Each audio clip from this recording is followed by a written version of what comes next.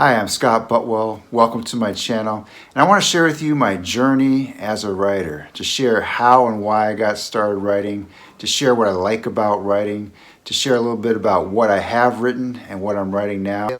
But most importantly, I want to share my journey as a writer because looking back, I can see different times in my life where I've stopped writing. So I want to share with you pieces of my own writing journey, especially some of my failures, with the hope that it'll encourage you in your own writing journey. So here's my story. That's me in 10th grade. I was a basketball player. I remember somehow ending up in a beginning journalism class when I was a sophomore in high school. And I don't remember it ever being my own decision. My brother was a senior and he was the sports editor for the high school newspaper. And so maybe the journalism teacher was looking for future writing talent. Or maybe it was my dad who called up the school counselor and suggested I take a beginning journalism class. But the main point is, I don't remember it ever being my own decision. However, one thing I liked about journalism was the chance to interview other people. I was always a shy, quiet kid. That's me on the right. I didn't talk very much as a kid, while my brother was the more outgoing one. So the opportunity to interview other people really helped me to come out of my shell and to be curious about the people and stories I was writing about. I remember a lot of the stories I wrote for my high school newspaper. I wrote about terrorists blowing up airplanes. That was basically ideas from a conversation I had with my dad. I wrote about a soccer player whose nickname was the Mad Mohican. I became a fashion critic, writing about girls wearing the same duck flat white boots. I wrote about a teacher driving across the country in her RV with her husband every summer. And what I liked the most about being a writer is he gave this quiet kid who rarely talked a voice. Between my junior and senior year of high school, I was selected to attend a journalism camp taught by professional journalists. And when I came back for my senior year of high school, the journalism advisor asked me to teach the newspaper staff what I learned about writing from the journalism camp. And I started answering phone calls in the Los Angeles Times sports department on Friday nights, getting the scores for high school football games. Some of the guys I work with who were also answering the phones were college students, and they were writing stories on high school athletes for the LA Times. And so I asked the sports editor if I could write a story about a college basketball player from a small Division II college. And he said yes. So I had my first article published in the LA Times when I was still in high school. Flash forward 1 year, I took an intro to literature class from Dr. Robert Reed, and his class was different than my high school English classes. His class opened my eyes to literature for the first time. He read poems in class, and the characters in the poems felt like real people. I remember he read one poem about a rich man, Richard Cory. The people thought he had everything, but one night he put a bullet through his head. And as Dr. Reed talked about Richard Cory, I could sense and feel the loneliness he felt. And so I switched from being a journalism major to an English major, and my writing desires changed too. I went from writing sports articles about athletes and football games to writing poetry and to wanting to write a book. I became a taxi cab driver when I was still in college, and I wanted to write a book about all the weird, strange people I picked up in Los Angeles. I picked up a Vietnam vet, and he bought a bottle of vodka at the liquor store, and he waved $20 bills outside the window, trying to give away free money, but nobody paid him any attention. I wrote semi-fictional, non-fictional stories, kind of a hybrid, transplanting details and characters from stories other cab drivers told me to create my own stories.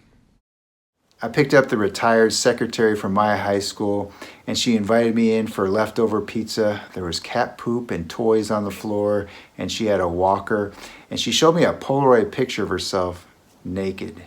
I got out of there in a hurry.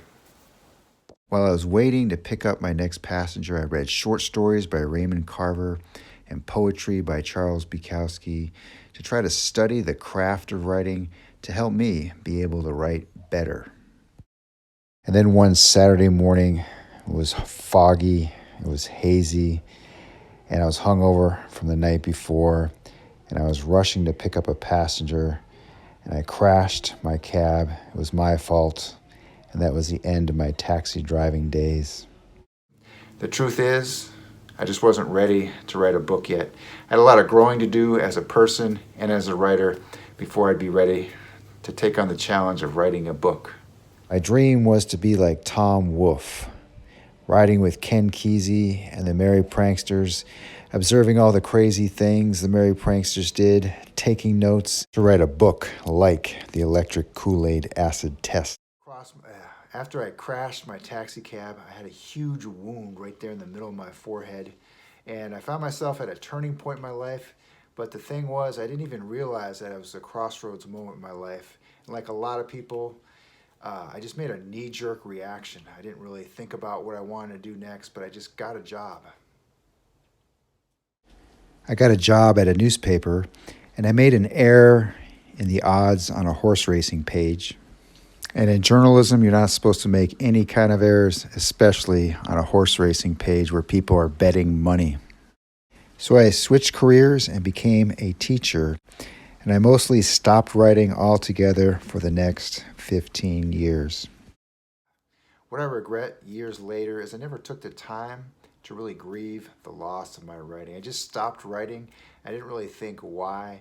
And I think I needed to really just grieve the loss from the taxi driving days or from my newspaper job, and to really understand how much I love writing and why I stopped.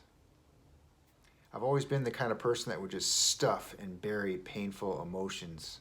I think it was something that was subconsciously passed on from my dad. He experienced a lot of painful emotions, and he would just bury his emotions. That's something I learned from being in a recovery group. And that's kind of what I did with my writing. I just stuffed the pain of no longer writing. I didn't really process the loss of my writing like I should have. So to recap my life as a writer so far, I did a lot of newspaper writing in my early 20s, mostly sports writing, but I also did some feature writing for newspapers and for magazines. I wrote an article called Tips for Grooms in a wedding magazine. It was about planning a wedding together with your fiancé, since it can get pretty stressful. And then during my 30s and my early 40s, I just stopped writing. And during this time period, I always told my wife that if I had the right subject, that I would write a book. So what happened to get me back to my first love of writing? When my son was 3.5, he was diagnosed with autism. And a couple months later, my wife suggested that I start a blog to write about what I was learning about my son and autism, to write about what I was learning about myself as a dad. But mostly, I would write about the adventures my son and I would go on. I found this subject for my book right there in front of me, my son. And I also found the writing style that I liked, writing in narrative style writing, show not tell, a lot of description, and just capturing and documenting our relationship and what I was learning about autism. One thing that's really interesting is I was never really good at narrative style writing. I was really good at journalism writing, but I was never really good at narrative style writing. But I love narrative style writing, especially in really describing the story of my relationship with my son. It's just the perfect style to match my subject. So what I've been working on the past couple years is revising blog posts and turning them into scenes for a memoir. I think my biggest challenge in turning blog posts into scenes for a memoir is to create coherence in my storyline. But I try to organize my scenes and chapters related to sequences that have common themes. And if I ever get lost in my writing, I always remember that my main storyline is a father-son relationship, and my main subplot is the contrasting parenting styles between my wife and myself. And the main thing I've noticed from reading many autism memoirs, especially being an autism parent, is you're always rooting for the child with autism, the main character in any autism memoir. And you really want to see them grow and develop and overcome any obstacles. And so that's obviously a main focus in my memoir as well.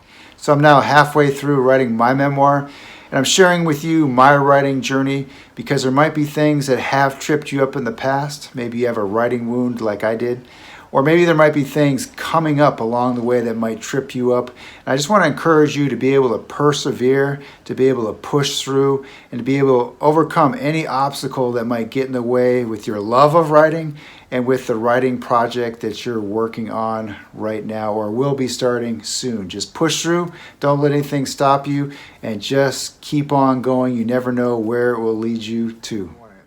And if you have a block in your writing, or a writing wound, as I like to call it, I definitely want to encourage you to write about it, talk about it, try to work it out so you can find that love of writing that you once had and rediscover that love and start writing. I create 2 writing-related videos per week to help you improve as a writer, along with myself. So if you like this video, don't forget to click subscribe.